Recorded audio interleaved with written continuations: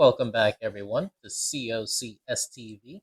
Children of Change, Stop the Violence. Yes, sir. My name is Marcus. And I'm sure as Paul. We're going to start out with Fed Up. Paul, is that okay if I can start? Please do. All right.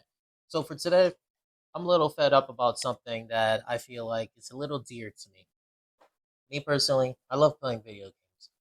Video games for me is a nice way of just being able to just de-stress, isolate from all the negativity, all the stuff that are happening in the real world, and just really just come down and just me putting myself in another world and just having fun, so to say. When I was younger, I remember video games really being full, worthwhile, like worth the money, and really like expansive. Like I can spend so many hours, so many days playing it, constantly having a lot of replayability, and not really feeling done with it. Right. These days, I feel like there's less pride in the development and creation of video. For example, big sports games like FIFA, Madden, um, 2K. These games made by these big developers, like you would expect these games to have more in-depth features, Right. being, I would say, complete. But no, you have these games having the same features, same technique, same everything from years and years before. Like there's no innovation anymore. There's no change. There's no improvement. It's just repackage it, add a little sweat to the characters, and then let's try to sell it to a new generation. Right. And then they have the audacity to charge $10 more on top of these video games when there's no evidence to justify these extra $10 in price hike. Okay. Yeah, there's games here and there that really show you that throughout these years the technology and game development's improved and everything like that. But there's so many examples of just horrible work, and that's what really gets me fed up. Like these game developers have the audacity to keep telling fans that, oh, what you expect, that's not how video games are made. What you Right. expect, that's not how easy it is. It takes effort, it takes time. Yes, I'm not saying that it doesn't take effort, it doesn't take ingenuity, it doesn't take money to make really good video games, but at least put the effort in to keep making these video games great. Like you have video games from way back in the day, like the 90s, early 2000s, even Right. arcade games from the 80s that still hold up today because of the quality, the effort, the amount of time that these creators put into these video Okay. games. And they still lasted a test of time. Like it can still go out and play these today. Like Super Metroid or Super Smash Brothers or Tekken or Mortal Kombat or other games that have been around for a long time, and these developers constantly try to put extra effort into keep on making them great. Yes, there's gonna be aspects of the video game development, the video game industry that's frowned upon, like crunch or overwork or feature creep. But that doesn't mean to really not care about the creation of video games, and it gets me really upset, Right. especially how much money that a console costs. Yes, The, sir. for all of us that Man. remember or were interested in it, during COVID, the PS5 and the Xbox Series X came out. Ooh. Yeah. These two consoles were the beginning of the new generation. For the most part, the PS5, a lot of people wanted. A lot of people wanted. Yes, the Xbox Series X had more stats, it was more powerful, and things like that, but the PS5 is where all the attention was. And the PS5, even though it was more expensive, people wanted it because they believe in Sony. They believe in the fact that this console, this game system, years ago in the past proved that they have the best video games. Right. Proved that people can trust them in playing a video game that they trust, that they like, and will have replayability. These days now, it makes me really think, not just on Sony's part, Xbox part, PCs, there aren't any good or aren't a lot of good video games anymore. And what changed? What made companies really say no to quality and more to quantity? Yes, Dollar bill. the almighty dollar. What I suggest we could do about this is voice our opinions. We have the power, we have the strength, we have our money to tell these video game developers, like, Yes. We will give you the money if you develop these games wholeheartedly, 100%. I'm not saying I'm going to stop, but I'm saying please put more effort in your properties so that way I don't have to get upset and maybe move on to something else. I gotta ask you real quick. Do you think boycotting these companies?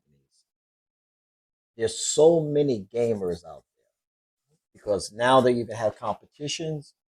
They have all this other stuff going on. Do you think the gamers boycotting 1 week, 1 day, 1 hour of not playing their consoles, not buying their games, would force them to do Yes. better? I believe so because we kind of see it with Madden. With the Madden video game, we see more and more players, more and more athletes voicing their frustration with it. Right. Madden is not the same anymore, and people see that. It probably hasn't been the same since '07. It's been like what I say mean the same as in the same in regards to being fun. The same in regards to these features that keep people playing it. Right now it's the same broken repeated mess. But we see more and more people that players are standing up and stopping to buy Madden. Like just last year, usually they discount the game just before the new game comes out. Right. But last year I noticed that they discounted it 80% like 4 months in. Wow. So it's showing that people are stopping. People are stopping in either A, only buying it when it's on sale, B, only buying it if it's free, or C, they'll just mod their own or play it on PC. I want two questions before we get to mine. One question: disc or digital? Which do you prefer? Honestly, disc. Before, when you had the disc, you actually had a physical copy of the game. Right. Now, when you have the disc, it's pretty much a license. It's letting the servers know that you bought the game, but it's not actually having the game on it. Ah, I didn't Mhm. know that. There are some video game developers that will still put the physical game on the disc, but most of them now just use the game as a license. So you right now you don't technically own a video game anymore. Listen, I have so many. If you look into my console, I got so many games, the hard copies, disc. And me personally, I'm an OG. I like it better that way. But before we get to my segment, Xbox, Sony, I grew up on PlayStation. I'm gonna say PlayStation. PlayStation, I'm an Xbox guy. We're gonna follow up my fed up past weekend. Poor 6-year-old child dies in a car accident. You would think hearing car accident, something that, it was an accident. But this wasn't an accident. This was, let's call it what it was. It was murder.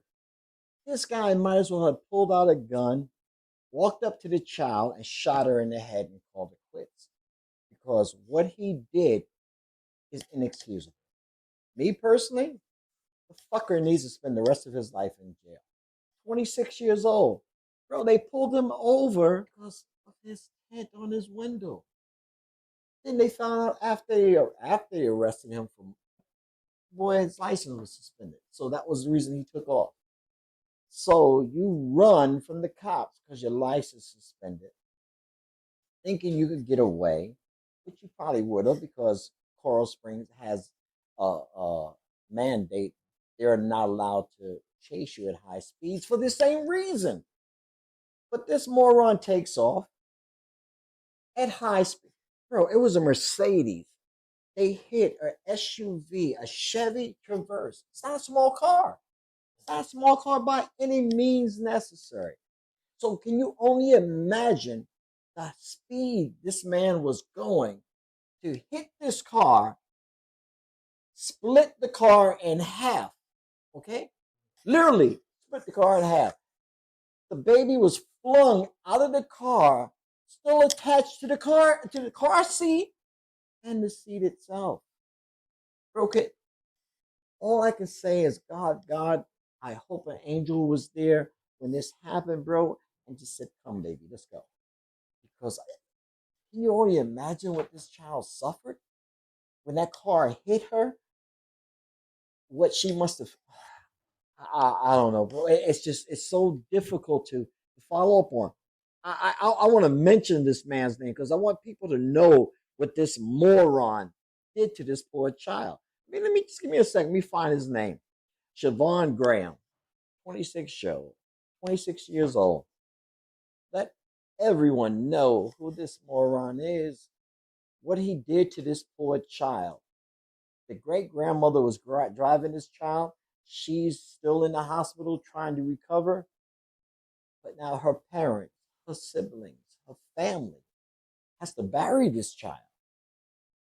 They said she was what? 2 days from her birthday. 2 days, brother. Before she had just came back from Disney as a celebration for her birthday. This man took her life because he didn't want to get a fucking ticket for a suspended license. He didn't want to go to jail for a suspended license. But guess what? Now you're going to jail for the rest of your fucking life because you took a child's life. Because, oh my God, I didn't want to get a ticket. I was going to go to jail for a suspended license. I got to ask your opinion, Marcus. What do you think? I understand some people are afraid of police or law enforcement or whoever it might be. If we just took the time, for those in that situation, just take the time to really realize what they're about to do instead of just really jumping to conclusion or like worst case scenario, then a lot of unnecessary loss of life or unnecessary injuries or whatever it could be avoided. You know, this didn't have to happen. No, it didn't.